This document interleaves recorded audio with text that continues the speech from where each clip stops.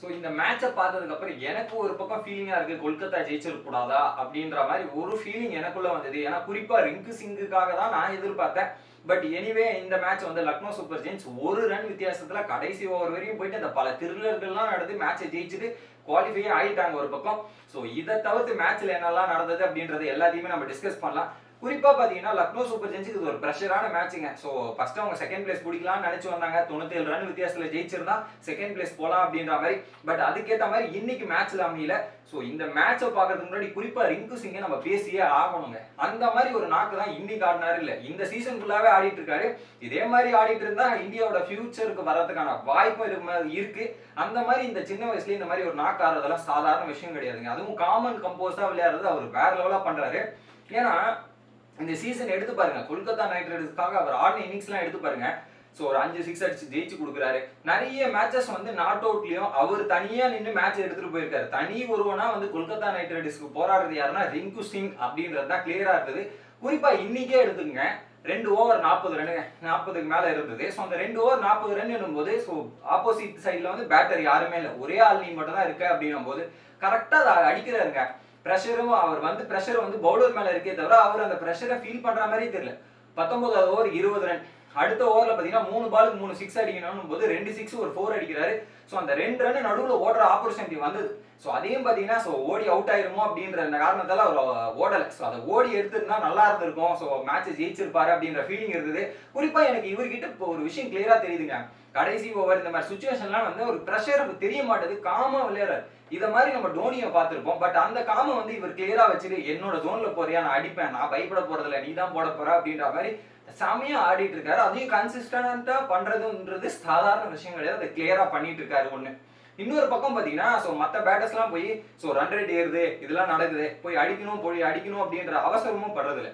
அவரோட ஸ்லாட்ல போட்டா 6 4 இருந்தாலும் அடிக்கிறாரு. அதே மாதிரி மேட்சை டீப்பா எடுத்துட்டு போகணுன்ற மாதிரி எடுத்துட்டு போயிட்டு கரெக்டா அதுக்கேற்ற டைம்ல அடிச்சு டெலிவரும் பண்றாரு. ஸோ இது சாதாரண விஷயம் கிடையாது. அதை கிளியரா பண்றதுல ரிங்கு சிங் வேற லெவலுங்க. ஸோ அந்த மாதிரி ஒரு இன்ஃப்ளூயன்ஸ் அந்த மாதிரி இந்த சீசனா இருக்கு. ஸோ கூடிய சீக்கிரத்துல இந்தியாவுக்கு டெபியூ பண்ணுவாரு அப்படின்ற மாதிரி தான் இருக்கு. ஸோ இந்த மேட்ச் எனக்கு அவரு இந்த மாதிரி அடிச்சு ஜெயிச்சிருந்தா நல்லா இருக்கும் அப்படின்ற ஃபீலிங் எனக்கு இருந்தது. பட் இன்னும் ரெண்டுல அவருக்கு சப்போர்ட்டா யாருமே இல்லைன்றது தான் ஒண்ணு. ஸோ ஒரு பக்கம் இந்த மேட்ச் ஆரம்பிக்கும் போதே ஒரு லக்னோ சூப்பர் ஜெயின்ஸ் மேட்ச் ஐயோ எப்படிடா அப்படின்ற நிலைமை இருந்தது. ஏன்னா ஒரு பக்கம் பார்த்தீங்கன்னா விக்கெட்ஸ் வந்து 10 ஓவருக்கு 5 விக்கெட் போயிருச்சுங்க. ஸோ அதுக்கப்புறம் அவங்களோட மெயின் பேட்டரா ஒரு டர்னிங் பாயிண்டா வந்தது யாருன்னு பார்த்தீங்கன்னா நிக்கலஸ் பூரான் வந்து கடைசியில் வந்து அடிச்சு அந்த மேட்ச் ஜெயிக்கிறதுக்கான ஒரு நாக்கு போட்டது நிக்கலஸ் பூரான் தான். குறிப்பா வந்து ஒரு 50 ரன் வந்து அடிச்சாரு குரூஷியலான டைம்ல. அதுவும் எதிர்கொண்ட பவுலர்ஸ் யாரு, வருண் சக்கரவர்த்தி, சுனில் நரேன், இந்த மாதிரி பவுலர்ஸ் எல்லாம் டேக் டவுன் பண்ணி அந்த 50 ரன் அடிச்சு 170 வராத காரணமே மெயினா நிக்கலஸ் பூரான். ஸோ அவர் கரெக்டா குரூஷியலான டைம்ல வந்து கரெக்டா ஸ்டெப் அவுட் பண்ணாருங்க. அதை தவிர்த்துட்டு பாத்தீங்கன்னா ஸோ சின்ன சின்ன கான்ட்ரிபியூஷன் வந்தது. டிகாக்கா இருக்கட்டும், இல்ல மன்கட்டா இருக்கட்டும், இல்ல பதோனியா இருக்கட்டும். ஸோ சின்ன சின்ன கான்ட்ரிபியூஷன் வந்ததே தவிர ஸோ அது அந்த அளவுக்கு பர்ஃபார்மன்ஸ் அவங்க எதிர்பார்த்த அளவுக்கு இல்லை. பட் இதையும் டிஃபெண்ட் பண்ணி ஜெயிச்சே ஆகணுன்ற கட்டத்துல வேற லெவல செகண்ட் இன்னிங்ஸ்ல வந்து பவுலிங் போட்டாங்க. குறிப்பா வந்து பவர் பிளேல 60 ரன்னுக்கு மேல போயிருச்சு. பட் அந்த பவர் பிளே முடிஞ்சதுக்கு அப்புறம் அந்த 7 to 15வது ஓவர் செமையா கண்ட்ரோல் பண்ணாங்க. குறிப்பா வந்து குணால் பாண்டியா மற்றும் ரவி பிஷ்னாய் இவங்க 2 பவுலரோட குரூஷியலான ஓவர்ஸ் வந்து கம்பல்சரி போட்டு பேட்ஸ்மேனை ட்ரபிள் பண்ணிட்டே இருந்தாங்க. ஸோ அந்த மிடில் ஓவர்ஸ்ல கொல்கத்தா அடிச்ச ரன் வந்து 50 ரன் தான். ஸோ லெஸ் தென் 5 ரன்ஸ் கீழே. ஸோ அந்த மாதிரி ஒரு ட்ரபிள் மேக் பண்ணிட்டே இருந்தாங்க. ஸோ நடுவுல பவுண்டரிஸ் எதுவுமே வரல. அந்த இடத்துல தான் கொல்கத்தா எனக்கு தெரிஞ்சு ஒரு விட்டுட்டாங்க. ஸோ அந்த மொமெண்டம் கையை விட்டு போயிருச்சுன்றது நான் நினைக்கிறேன். ஏன்னா பவர் பிளேக்கு அப்புறம் ஒரு மொமெண்டம் இருந்தது, அந்த மொமெண்டம் அங்கிருந்து காலி ஆயிடுச்சு. அதுக்கப்புறம் பாத்தீங்கன்னா கடைசி ஓவர்ல வந்து இந்த மாதிரி ரிங்கு சிங் க்ளோஸா எடுத்துட்டு போயிட்டாரு. பட் அதுக்கு மெயினா ஸோ இப்போதைக்கு ஒரு 2 பேர் பில்லரா இருந்தாங்கன்னு பாத்தீங்கன்னா, ஒன்னு நிக்கலஸ் பூரான், 2வது ரவி பிஷ்னாய் தாங்க இந்த டீம்ல.